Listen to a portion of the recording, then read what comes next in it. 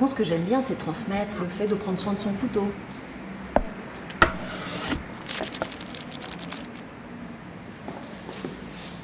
Plus que l'acier, je pense que je suis attirée plus par la pierre et puis bien sûr le lien entre les deux.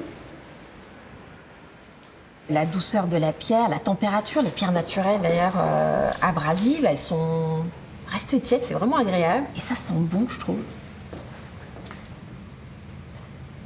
Il y a une espèce de magie quand on voit comment elle transforme l'acier, donc ouais, ça c'est assez impressionnant, ouais.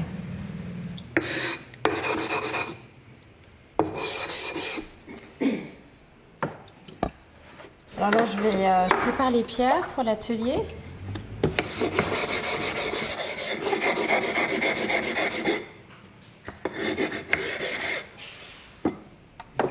Je pense qu'on est bon pour les pierres.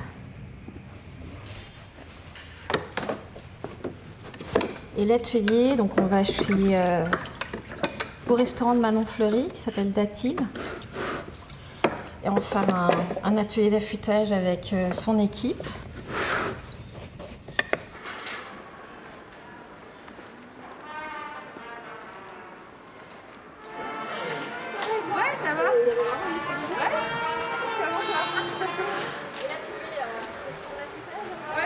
L'idée, c'est vraiment d'avoir les deux doigts qui contrôlent la partie qui touche la pierre.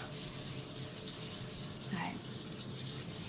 Attention à ne pas aller trop dans la même direction. Là, tu peux remettre, ouais, voilà, exactement. La lame un tout petit peu, exactement. Et tu peux aussi descendre les deux doigts, l'index, le majeur, pour essayer de sentir vraiment où ça touche.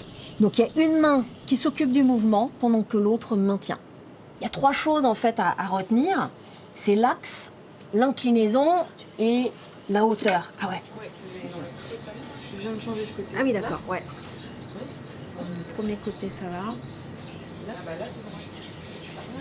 Ça va, il est bien. Il a bien été fait ou pas? Alors, ce qu'on peut vérifier aussi, c'est l'endroit où vous affûtez. Il y a des traces qui vont vous montrer là où vous avez enlevé de la matière. Quand vous l'avez affûté, il est comme ça au bout. Hein, puisque l'abrasif, il est venu enlever de la matière, il vous laisse des dents. Et c'est grâce à ces dents que vous allez pouvoir accrocher sur les fibres aussi fines de légumes, de poissons. Et tu vois, rien qu'à 1000, hein, tu avais déjà fait l'expérience, mais Ouais. c'est bien lisse. Vois, Hein. ouais. Ouais. Tu n'auras pas de fibres qui dépassent, mais bon, tu as vu la photo, tu vois, Ouais. tu peux aller un peu. Surtout sur celui-là, je pense que ça a un bon effet. Et la pointe, nickel, hein. Ouais. C'est top.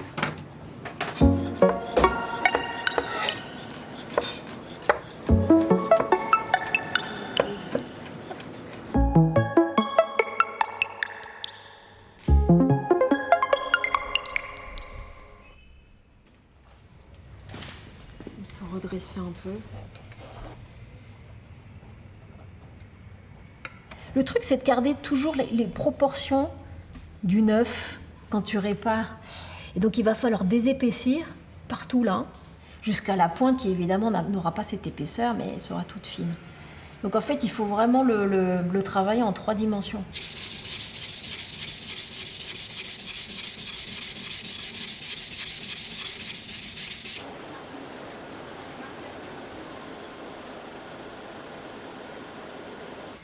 Alors, une fois qu'on a redressé la lame, là, je vais d'abord réparer au niveau de la pointe.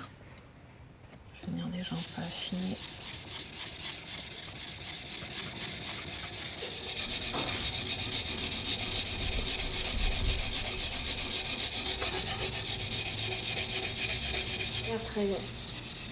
Très grossière ici à 200.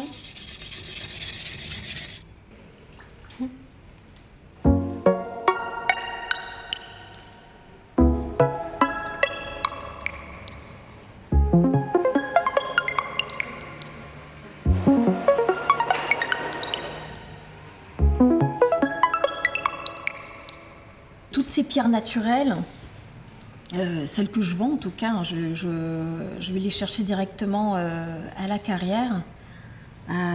dans les montagnes Maro, à l'ouest de Kyoto.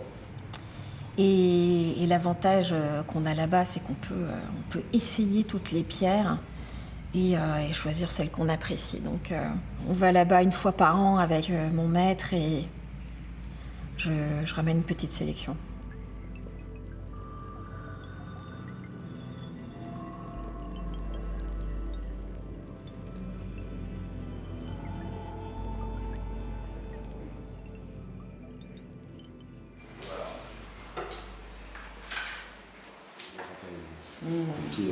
これさ、ちょっと前に出てますよね。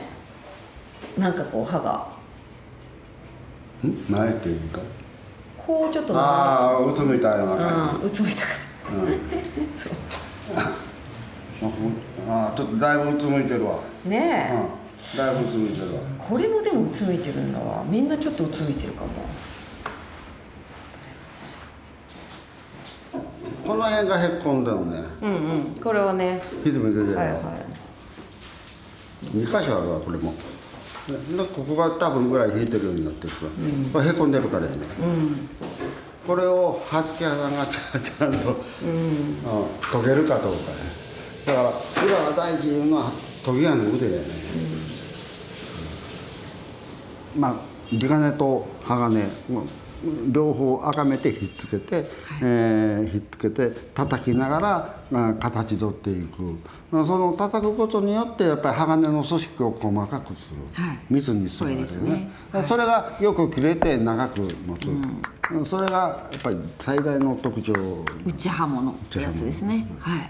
で大体これぐらいの鋼材で大体9寸の柳ぐらい伸ばしながらタッコ取っていく。田中さんは4代目の鍛冶屋さんとしてこの、おじい様から始めておじさんお父さん田中さんこの4代どう作ってるものから作り方はどう変化してきましたか？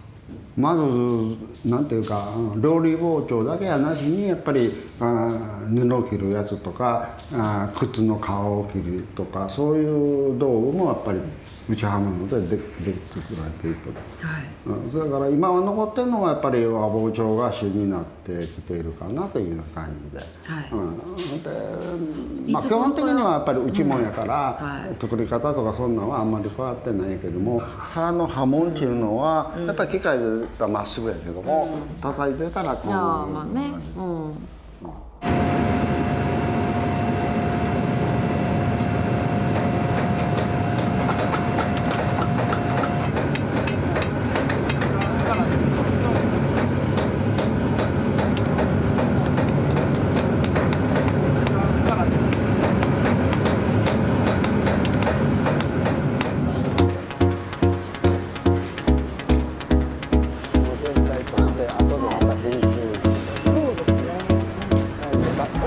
何があるかですね、今。そうね、今やったらタラとか。タラです。ほら、あそこの白いやつ。いや、あれネギなんですよ。まあまあね。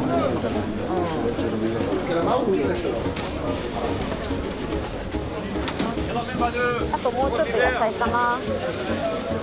パンチが違うのかな。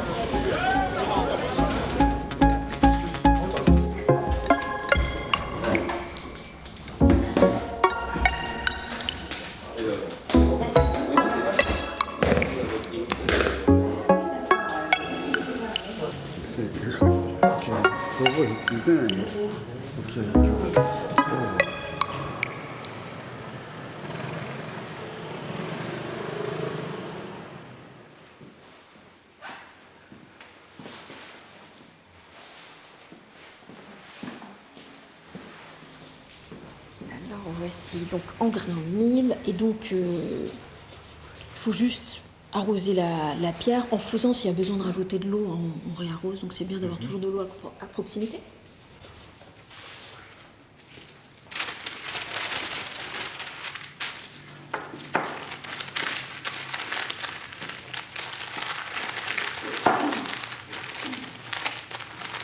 Le fait d'être franco-japonaise, en fait, c'est depuis la naissance, donc en fait, on apprend à l'utiliser, quoi. Je dirais. Et surtout dans des métiers comme ça, voilà, qui sont d'apparence pas pour des femmes, pas pour des étrangers. Faut jouer un peu la carte de l'extraterrestre, de celui qui arrive comme ça. Et puis,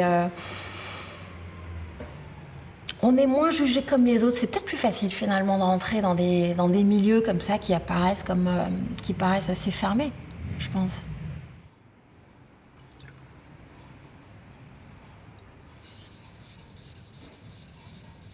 La patine, elle se forme progressivement, c'est dû à l'oxydation constante de l'acier. Elle ne va pas attaquer l'acier et laisser des traces plus profondes comme la rouille, mais elle peut déteindre sur les aliments et donner un peu ce côté ferreux aussi, ce goût ferreux aux aliments. Donc en fait, on va nettoyer.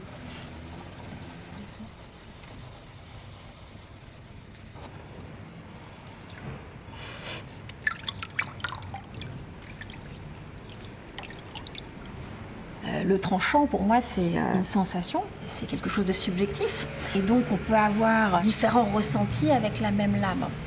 Un acier de carbone, donc un acier qui s'oxyde facilement, qui contient peu de chrome, dans sa matrice, d'ailleurs, ça s'observe au microscope, en fait, il a tendance à être plus saillant et à davantage accrocher. Et donc, lorsqu'on coupe avec des aciers de carbone, on sent ce mordant, on sent qu'on accroche la matière, et in fine, on sent un peu mieux la matière qu'on traverse avec le couteau.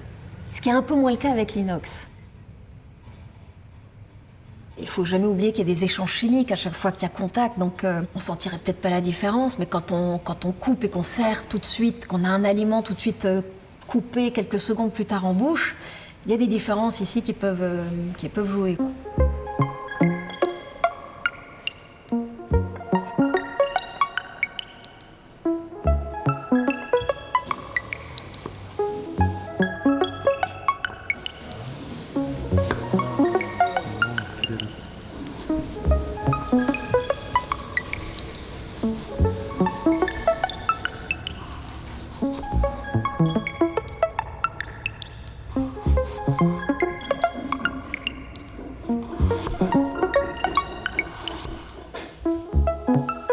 De plus en plus de cuisiniers, et non pas seulement de cuisine japonaise, mais aussi de cuisine française ou italienne, s'intéressent à ces outils normalement conçus pour la cuisine traditionnelle japonaise. C'est vraiment le rôle que je veux jouer, c'est introduire ces couteaux dans toutes les cuisines, expliquer le design, expliquer toute la forme, et évidemment l'affûtage qui va avec pour qu'il soit utilisable dans toutes les cuisines.